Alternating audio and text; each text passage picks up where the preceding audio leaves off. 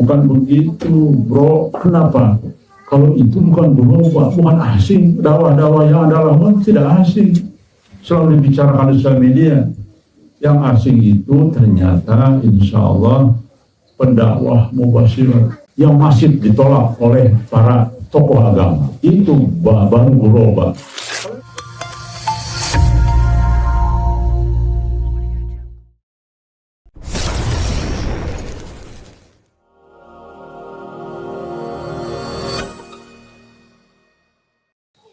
Kapan sebetulnya mulai bisa kita melaksanakan ayat jual beli dengan Allah? Dalam kondisi apa seseorang bisa melaksanakannya? Itu yang akan jadi pembahasan pada pagi ini, karena sejak kemarin saya share tentang ayat jual beli dari Allah, ada belasan orang yang bertanya ke saya, kapankah ini situasi ketika kita harus mengambil satu keputusan berat, meninggalkan keluarga, mungkin harus begitu, meninggalkan istri, harus begitu, dengan keadaan yang belum tentu sejalan. Karena hidayah dari Allah kan turun kepada personal, bukan kepada suami istri. Ada juga suami istrinya memahami dan sebagainya. Tapi lebih banyak tidak sejalan ketika berbicara tentang sesuatu yang berat. Jual beli dengan Allah, sebetulnya itu kan konsep yang menggambarkan pengorbanan jiwa, raga, bukan hanya jiwa tapi raga. Raga tuh kadang-kadang harus mengorbankan tubuh kita untuk move on atau pindah, ya, atau mati atau apapun. Harta dan amal, tujuannya satu, hanya mencari ridho Allah. Itu saja. Jadi ayat jual beli dengan Allah itu kan ayat tertinggi dari semuanya perjuangan, dan hanya satu, mencari ridho Allah saja. Sederhana ya, tapi prosesnya begitu rumit. Untuk mencari ridho Allah itu demikian sangat amat pengorbanannya tidak sedikit, bahkan dituduh berlebihan oleh justru umat Islam sendiri, padahal ayatnya ada. Dan siapa yang beli? Kita jual nih, yang beli adalah Allah sebagai pembeli atas jiwa kita, atas raga kita, atas harta kita. Barang dagangannya adalah siapa? Orang-orang beriman. Tuh, ya. Transaksinya dengan Allah langsung. Dan ini memang tidak boleh setengah-setengah. Saya menemukan banyak hujah, ternyata tidak boleh setengah-setengah. Maju mundur. Harus yakin. Kenapa? Karena tantangannya pasti berat. Ya contoh ya, yang dialami oleh kita semua di sini. Terakhir kemarin, Masya Allah, masih muda, 22 tahun, tapi dia tidak mau dalam keluarga. Dia bilang, saya menemukan Islam di sini, Pak, Masya Allah. Islam di sini ternyata adanya gitu, sampai begitu kan. Padahal dia dulu Badung, saya mau berantem, Badung, bergaul, macam-macam lah. Tapi di sini, Masya Allah, saya tunduk, saya ikhlas. Makanya keluarganya menjemput satu RT kemarin kan. Dibujuk, dirayu, gak mau. Dia ngasih kode ke saya terus, gimana Kang? Saya nggak ngasih, silahkan, enggak, karena saya lihat jiwanya memang demikian. Nah, berat. Jadi kalau kita tanggung-tanggung, tiba-tiba keluarganya datang, itu ancaman sebagainya. Di kepolisian lah, lapor sebagainya. Jadi harus punya ketekatan yang kuat. Tidak boleh ayat jual beli dengan Allah itu setengah-setengah. Landasannya apa sih? Jadi itu surat At-Taubah yang kemarin saya sampaikan di grup, ayat 24. Jika bapak-bapak, anak-anak, saudara-saudara, istri-istri atau suamimu, kaum keluargamu harta kekayaan yang kamu usahakan, perniagaan yang kamu khawatirkan kerugian, dan rumah-rumah tempat tinggal kamu yang kau sukai, lebih kamu cintai daripada Allah dan Rasul-Nya, serta berjihad di jalannya, maka tunggulah sampai Allah mendatangkan keputusannya, dan Allah tidak memberi petunjuk kepada orang-orang yang fasik. Tapi mohon maaf ini, ketika saya renungkan ayat ini, ternyata hampir-hampir sulit dicapai. Rasanya kok selama ini mayoritas atau siapapun rata-rata pasti lebih mencintai istri, anak daripada Allah. Jadi itu yang ada di dalam fakta. Jadi melihat ini, Masya Allah, begitu berat kan, sulit. Bahkan sanksinya berat, bukan main-main. Makanya ada orang yang chat saya, siapalah keluarganya protes. Ya kayak kemarin saya kan ditelepon sama suaminya seseorang kan. Jadi saya harus menyampaikan. Rekan sekalian, peringatannya berat. Saya katakan kemarin kepada suami, ini kok seperti pemaksaan. Kenapa istri saya pengen kesana terus? Harusnya kan agama itu kerelaan. Saya katakan, siapa bilang Pak? Agama memaksa kok, memaksa.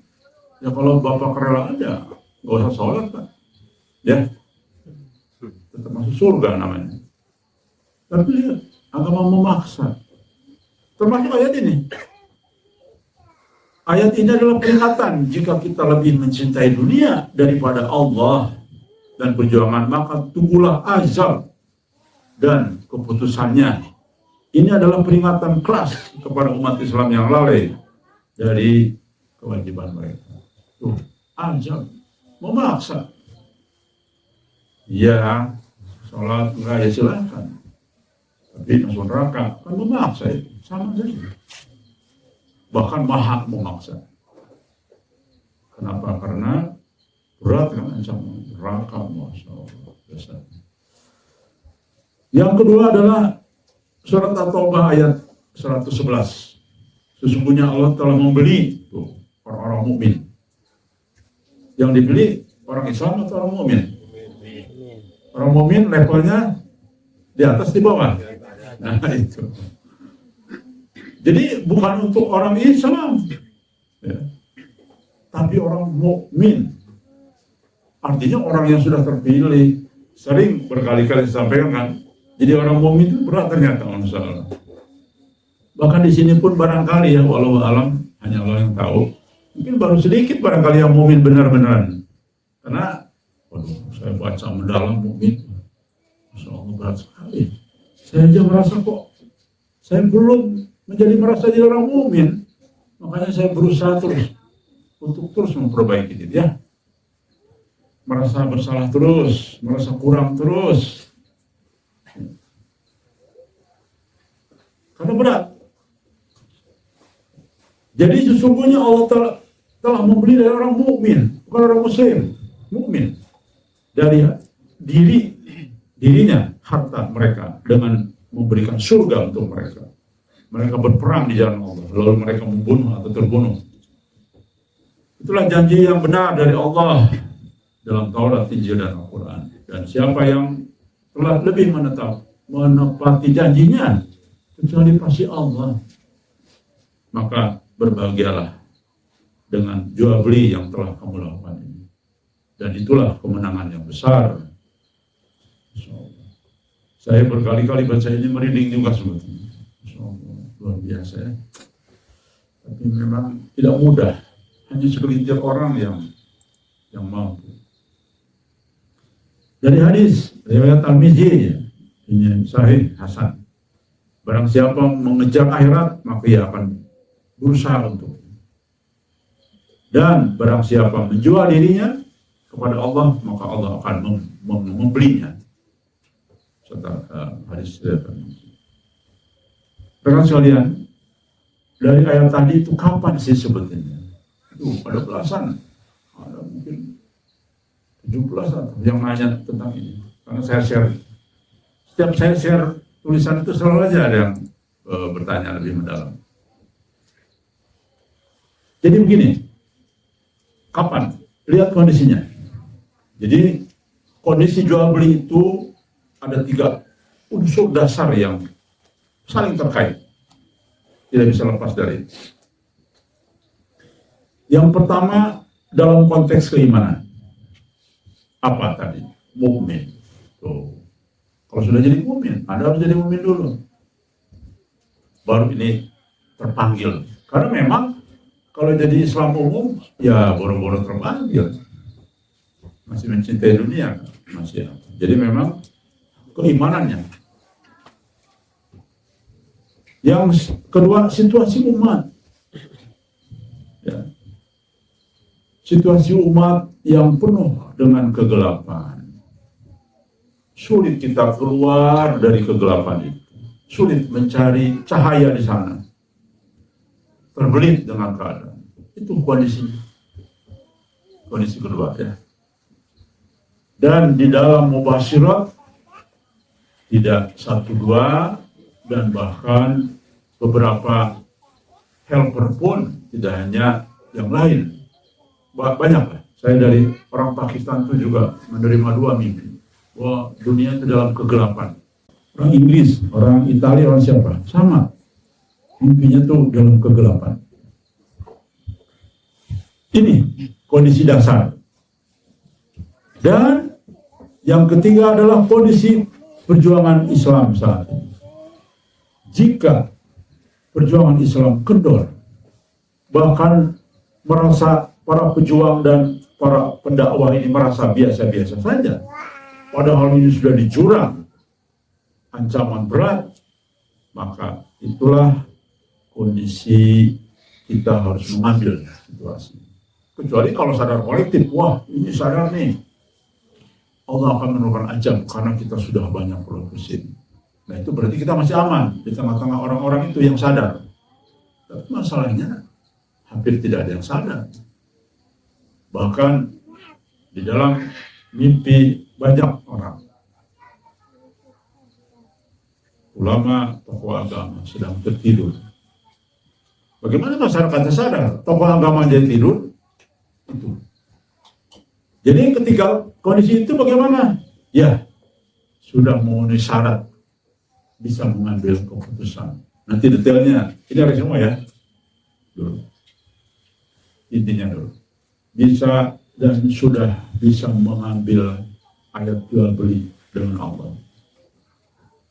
Apalagi ditambah dengan banyak mubasyirat, ancaman bencana di depan mata. Baik dari lembaga ilmiah maupun dari mubasyirat. Dan haram hukumnya menurut kitab-kitab ulama. Jika sudah tahu ada musibah akan terjadi, kita tidak pindah, tidak mencari solusi. Tidak boleh.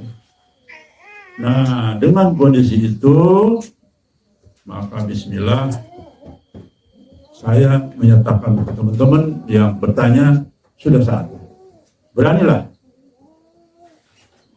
Kalau ada risiko, ya memang risiko. Semua perjuangan ada. Setiap kalau nggak mau risiko ya di rumah saja, di zona nyaman saja. Tapi ya saya kasihan kambing nanti kalau kita teror, tidak apa-apa. Itu bagian dari risiko. Banyak ya, keluarganya yang bertanya ke saya, banyak. Kang, saya ingin segera dan saya sudah berani meninggalkan. Tapi bagaimana nanti begini risiko sebenarnya? Saya belum ambil. Jual beli dengan Allah itu nggak usah ragu. Ya, mereka mempertimbangkan saya. Kasihan kan, saya ini udah banyak masalah mendengar ya bebannya sebagainya. Ditambah nanti bayangkan setiap hari datang keluarga jemput. Jadi bayangkan ya, Masya Allah. Jadi teman-teman harus mulai paham bahwa nanti akan ketemu situasi. Dan kita yang sudah lama di sini merasakan itu. Baik, bagaimana penjelasan dari apa yang saya sampaikan tadi? Saya akan merinci lebih jauh.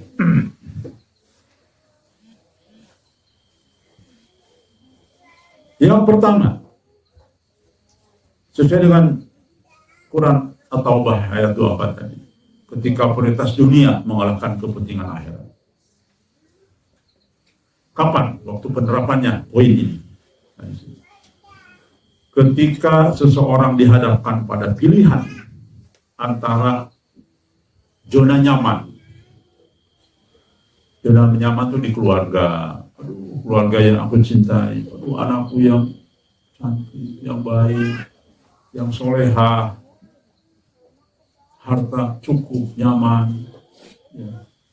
Tidur di kasur empuk, rumah, bisnis juga sedang jalan, sedang maju-majunya.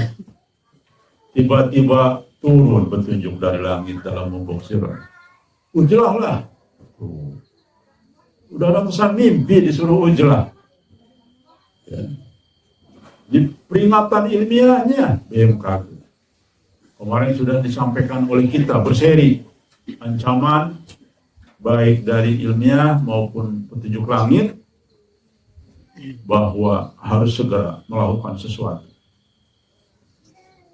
Maka ia diuji untuk menentukan pilihan. Ini makanya kapan? Ya ini ketika kita sedang nyaman, tidak ada masalah dengan anak istri, tidak ada masalah dengan suami, ya, semuanya sedang normal-normal saja. Tiba-tiba datang peringatan, silakan manusia memilih. Disitulah berlakunya ayat jual beli dengan Allah. Dan ini tidak mudah. Dan hanya orang-orang pilihan. Dan mungkin orang-orang yang sudah Allah takdirkan sebelumnya.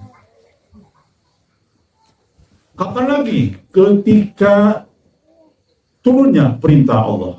Bisa melalui mubasyirat atau teks hadis dengan situasi yang cocok saat ini. Dan tentu informasi ilmiah yang kita terima. Itulah ayat jual beli Allah, disitulah berlaku. Pilih, kata Allah. Dengan situasi yang memang mengancam kita. Tentu serangan baliknya, Pak. Mau tahu serangan baliknya kebanyakan? Yang menyerang balik ke saya itu baik chat, SMS, keluarganya, semuanya. Teman-teman tahu nih keluarga di sini tuh pada ini ke saya. Loh, kok Gajah ngajarin sesuatu yang bertentangan dengan agama, katanya. Saya bilang, ya gimana? Masa istri boleh pergi dari suami? Kan durhaka itu. Wah, gitu. Yang digunakan ayat-ayat dasar. Ya betul, Pak. Ayat itu betul. Bapak kutip betul. Lah ya kenapa kok? Ya, saya jelaskan lebih jauh. Jadi membaca itu tidak sekedar dari dalil dasar. Karena dalam situasi tertentu beda lagi. Dan ini tingkat derajat dari perjuangan seorang mukmin pengambil keputusan.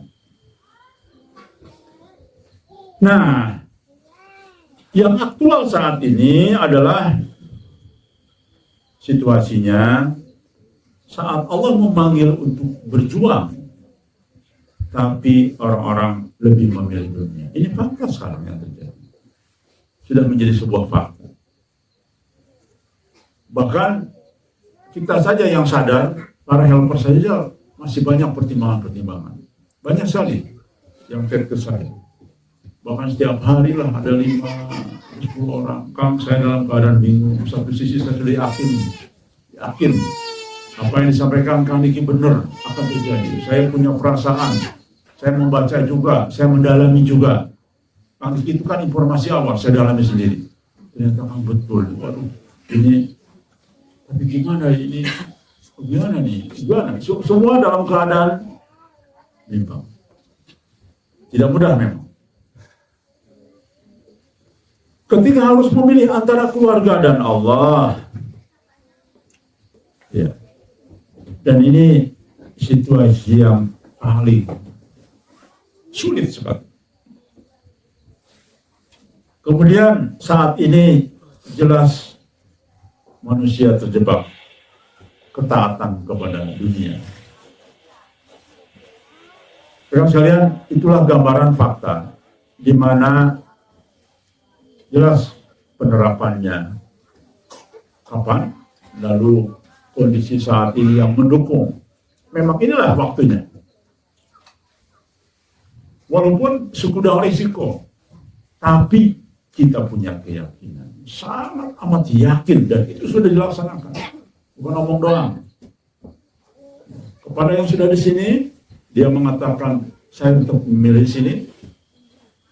Sudah ucapan itu terlaksana. Ada keluarganya yang mau dengan kekerasan, kita hadapi. Kecuali yang bersangkutan, ya memang mau kembali, ya silahkan. Tapi ketika seseorang sudah mengambil keputusan, ayat jual beli dengan Allah, maka ketika sudah di sini, kita akan bela sampai kapan. Ya. Baik, rekan sekalian. Ketika yang kedua, menyangkut, tadi kan menyangkut surat At-Taubah ayat 24. Ketika prioritas dunia mengalahkan kepentingan akhirat. Yang kedua, ini pendalaman dari surat At-Taubah ayat 111. Waktu penerapan. Dalam situasi jihad yang nyata, baik senjata maupun perjuangan besar dakwah, ya, yang menuntut pengorbanan jiwa dan harta. Itu waktu penerapan. Ya. Saat Allah sudah memberikan peringatan melalui mubasyirat dan melalui peringatan dari berbagai lembaga dunia. Tuh. Ya.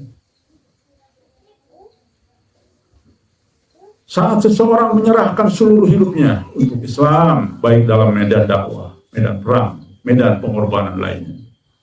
Ketika pertarungan kebenaran dan kebatilan memuncak, syirik, maksiat, ya, macam-macam. Dan itulah keputusan yang tepat. Nilainya beda. Disitulah kita hargai sebagai transaksi jual beli dengan Allah. Allah beli. Ya Allah, saya siap meninggalkan suami, anak saya. Di sini kan sudah banyak yang begitu. Rekan-rekan di rumah perlu tahu, di sini rata-rata begitu. Dan saya hormati. Dan saya, Masya Allah, terbukti ada orang-orang yang siap jual beli dengan Allah. Ini tidak mudah. Baik, contoh penerapan di zaman modern ini. Ketika ada panggilan di Palestina membantu. Cuman kita tidak berdaya. Bagaimana ke Palestina berangkatnya? Apa hanya sia-sia doang? Baru duduk sana udah ketembak karena kita nggak paham. Susah latihan dulu kan. Udah susah latihan di mana? Jadi hanya doa dan sebagainya. Kemudian penerapannya gimana lagi dalam konteks ini, ayat ini? Ya ketika kita menjadi intelektual memperjuangkan Islam, ditolak, ya, difitnah, bahkan tidak dianggap. Kenapa? Inilah yang disebut dengan guroba. Dianggap asing. Dan saya sudah yakin 100%. Mohon maaf, suka bukan mengklaim, tapi saya 5 tahun betul-betul mendalami, mengamati. Siapa sih guroba itu? Karena banyak yang mengklaim ini. Kelompok-kelompok lain mengklaim juga ternyata. Saya punya tulisan-tulisannya. Bukan begitu, bro. Kenapa? Kalau itu bukan guroba, bukan asing. Dakwah-dakwah yang ada lama tidak asing. Selalu dibicarakan di sosial media. Yang asing itu ternyata insya Allah pendakwah mubasyirat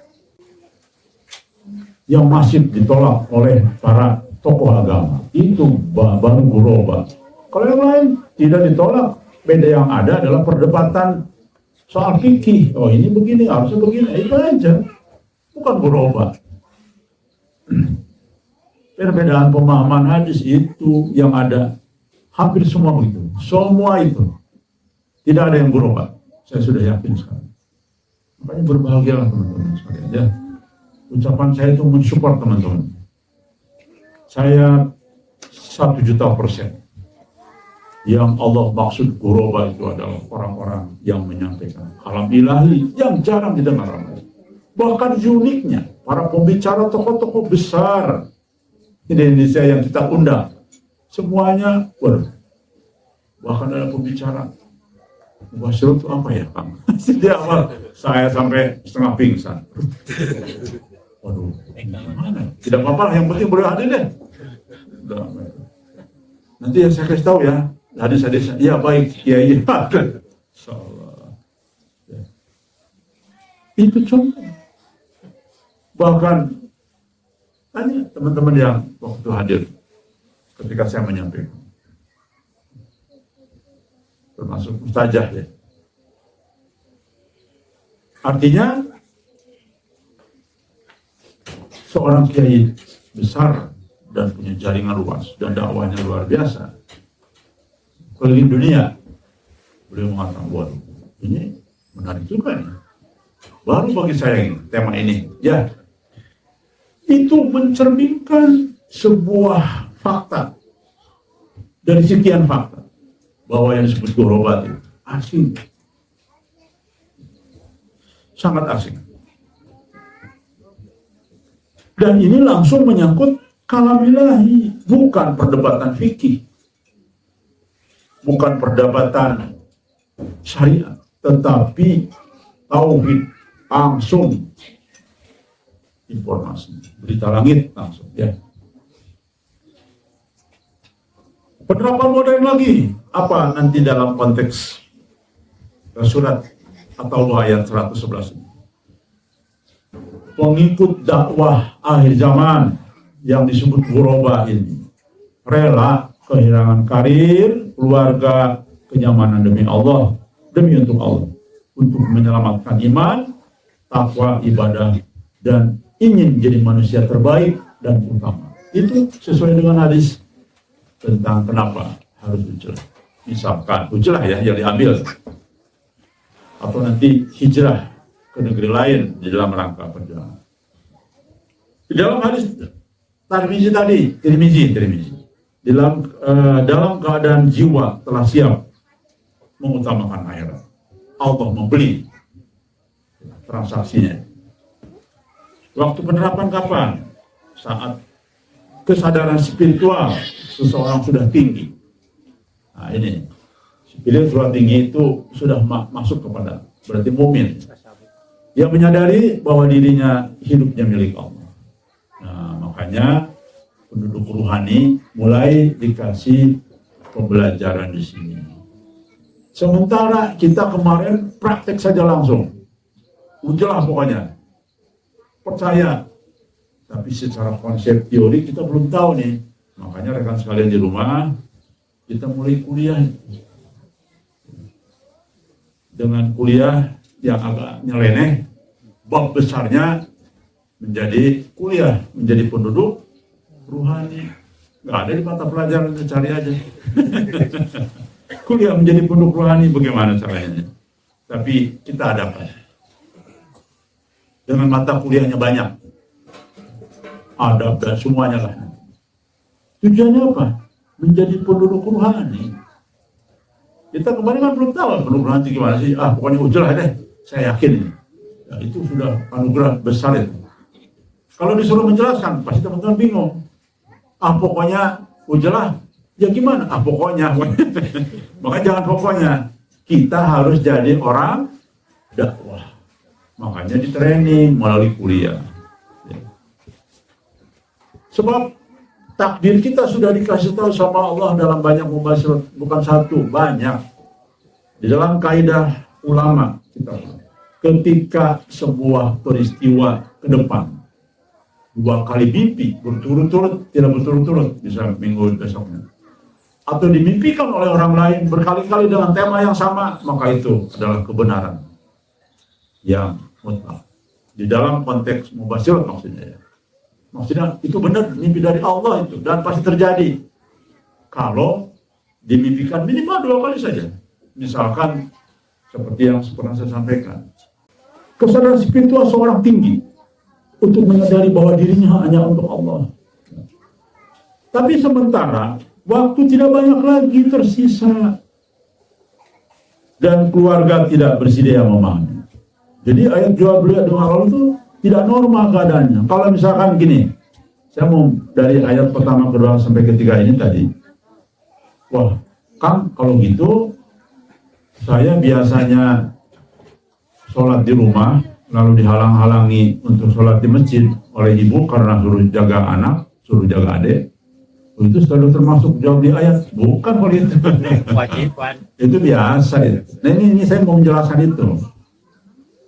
Jangan juga murah meriah ayat jual beli Allah. Harus syaratnya penuh dengan situasi yang demikian. Jadi ada halangan hambatan yang besar untuk menuju. Saat menyerahkan seluruh niat, nih lihat. Di dalam hadis tadi itu mengandung arti saat menyerahkan seluruh niat, waktu dan tujuan hanya untuk Allah tanpa pamrih apapun. Justru ini berlaku ketika kita tidak berpikir apa. Semua niat bukan untuk dunia. Nah, ciri-ciri pelaksanaannya apa? Nih, di dalam konteks resume secara umum. Ciri-ciri para pelaksana dan pelaksana. Kalau yang sudah jual beli dengan Allah.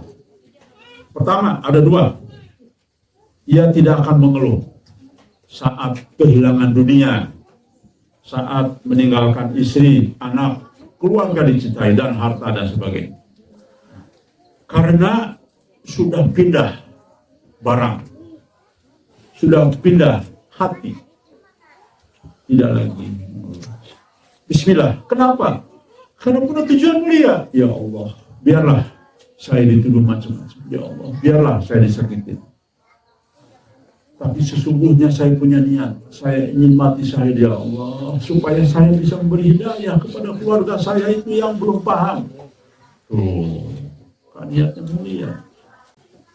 Ciri-cirinya yang sudah diterima oleh Allah itu tidak ada apa tadi, tidak akan pernah mengeluh. Seucap apapun tidak akan pernah mengeluh. Sebab ia merasa Allah yang membeli darinya sudah penduduk rohani itu namanya. Yang kedua, ia akan terus bekerja untuk akhirat sebab ia sudah menjual dirinya di pasar langit. Oh, Masya Allah. Saya ngetiknya aja merinding. Pasar langit, ada pasar langit kan?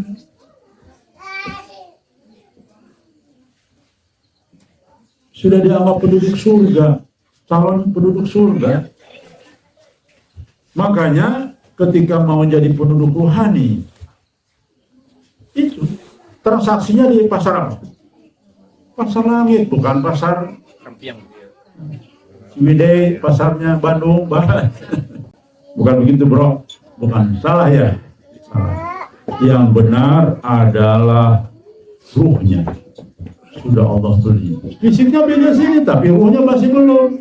Makanya kepada teman-teman yang masih salah paham dengan orang, masih sering kadang-kadang salah prediksi atau gampang menuduh orang lain atau hatinya kurang bersih, tolong mulailah jual beli ruhnya, bukan fisik, bukan raganya. Betul, raga sudah di sini, bagus. Salah satu transaksi jual beli adalah raga, memang harus, tapi rohnya belum. Baik, perbaiki diri kita semua ya. Dan kita ingin, saya berharap orang yang di sini semua akhirnya betul-betul clear bertransaksi dengan Allah. Saya akan melihat nanti tanda-tandanya apa. Yang perilaku teman-teman. Itu saja tandanya, mudah. Oh ini belum, sudah punya feeling. Tapi kan saya tidak ingin mendahului Allah. Ya nanti bisa jadi berubah, makanya untuk berubah di sinilah tempatnya. Bersyukur, berarti Allah masih berkehendak Anda mencapai takdirnya. Kalau di luaran, sulit. Percaya sama saya. Dari hadis tentang ujlah saja, wah itu saya sudah mendalami beratnya di luar, sulit. Baik, rekan sekalian, jangankan di luar, di sini aja masih sulit, ya. Ayo ngaku, betul tidak? Nah, jujur, udah mulai jujur. Di sini aja sulit, tidak mudah, apalagi di luar. Aduh, ya Allah. Bersyukurlah sekali lagi, bersyukur. Dengan apa kita bersyukur? Menjalankan ibadah lebih baik lagi, mengikuti aturan di sini lebih baik lagi, disiplin yang tinggi, dan menjalankan muamalah semua. Itu bersyukur. Ya, semua. Jual beli dengan Allah bisa diterapkan. Kapan? Keadaan penjelasan saat dipanggil berjihad, dakwah diuji oleh Allah, ya, melalui panggilan, ilahi, mubasyirat, peringatan dan sebagainya. Saat kita benar-benar menyerahkan jiwa, harta dan membela Islam, itu jual beli. Jadi kalau belum total jiwa kita, harta kita, ya belum. Jadi memang semua sudah diserahkan. Saya tidak punya apa-apa lagi. Saya untuk, ya. Di dalam masa fitnah akhir zaman dan tidak mungkin kita keluar dari kubangan, sulit keluar. Itulah transaksi dengan Allah. Keluar dari itu.